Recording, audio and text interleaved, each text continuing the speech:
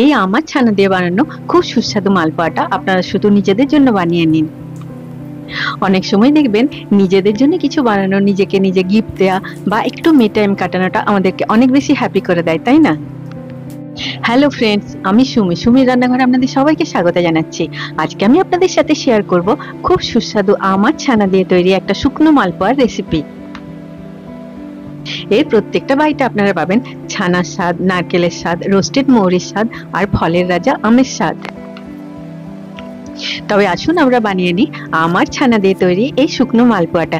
এটা বানানোর জন্য একটা আমি বড় মিক্সিং বোলের মধ্যে নিয়ে নিলাম হাফ কাপ ময়দা, আর নিয়ে নিলাম হাফ কাপ সুজি, আর নিয়ে নিলাম হাফ কাপ গুড়। আপনারা আমটা কতটা মিষ্টি সেই অনুযায়ী গুড়ের পরিমাণটা কম বেশি করতে পারেন। এবারে সব শুকনো উপকরণগুলোকে খুব ভালোভাবে মিশিয়ে নিলাম।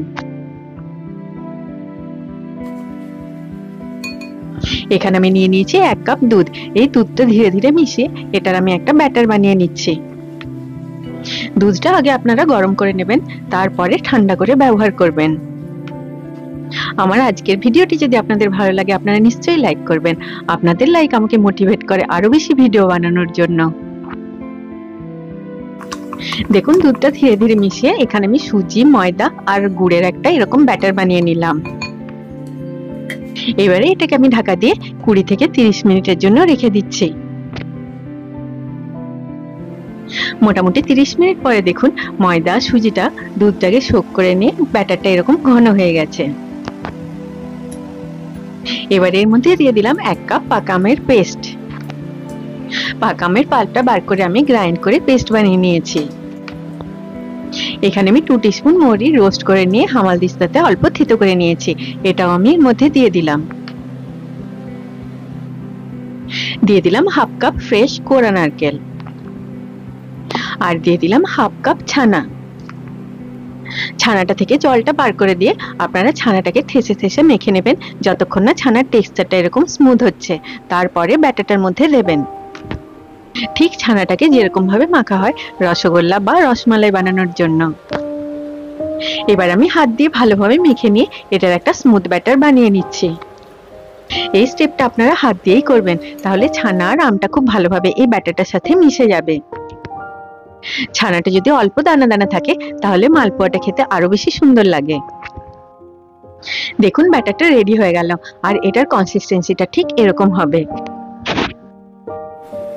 এবার এই ব্যাটারটার মধ্যে দিয়ে দিলাম হাফ টিস্পুন নুন আর হাফ টিস্পুন বেকিং পাউডার। মালপোয়াগুলো ভাজার জাস্ট আগেই আপনারা বেকিং পাউডারটা ব্যাটারটাতে দেবেন। এই ব্যাটারটাতে গুড়ের পরিমাণ একটু বেশি দেওয়া হলো, কারণ এগুলো শুকনো মালপোয়া হবে, রসে ডোবানো হবে না। নুন আর বেকিং পাউডারটাকে ব্যাটারের সাথে খুব ভালোভাবে মিশিয়ে নিলাম। এবারে মালপোয়াগুলোকে শ্যালো ফ্রাই করার জন্য একটা প্যানের মধ্যে সাদা তেল নিয়ে সেটাকে প্যানের চারদিকে ছড়িয়ে ভালোভাবে গরম করে নিলাম। এবারে এরকম সাইজের হাতার 1 হাতা ব্যাটার নিয়ে প্যানের মধ্যে দিয়ে অল্প পাতলা করে ছড়িয়ে দিলাম।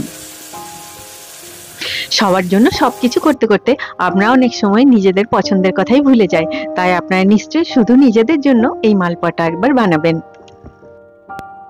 এবারে এটাকে আমি লো টু মিডিয়াম ফ্লেমে ধীরে ধীরে ভেজে নিচ্ছি। যখন দেখবেন মালপোয়াটার উপরে এরকম ছোট ছোট বাবল হতে শুরু করেছে আর মালপোয়ার ওপরটা এরকম শুকিয়ে গেছে, তখন এটাকে উল্টে দেবেন। দেখুন এটার একদিকটা সুন্দর গোল্ডেন কালার হয়ে ভাজা হয়ে গেছে। এবার আমি উল্টো দিকটাও এরকম ভাবে ভেজে নিচ্ছি। মালপোয়াটা ভালোভাবে উল্টে পাল্টে এটা দুটো দিকে সুন্দর একটা গোল্ডেন ব্রাউন কালার আসা পর্যন্ত ভেজে নিলাম। এবারে এটাকে তেল থেকে তুলে একটা প্লেটের মধ্যে রেখে নিলাম। এই একইভাবে আমি সব মালপোয়াগুলোকে ভেজে নিচ্ছি। আপনারা আমার চ্যানেলটিকে সাবস্ক্রাইব করতে ভুলবেন না, আর পাশে থাকা বেল আইকনটি নিশ্চয়ই প্রেস করে দেবেন, তাহলে আমি যখনই নতুন কোনো ভিডিও আপলোড করব তার নোটিফিকেশন ঠিক আপনার কাছে পৌঁছে যাবে। আশা করি আপনারা দেখেই বুঝতে পারছেন যে মালপোয়াটা কত সুন্দর ফুলেছে। দেখুন মালপোয়ার রংটা কত সুন্দর হয়েছে, আর চারদিক মমো করছে সুন্দর আমের মালপোয়ার সুগন্ধে।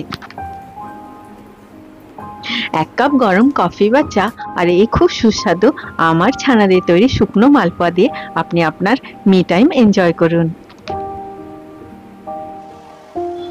সবাই খুব ভালো থাকবেন।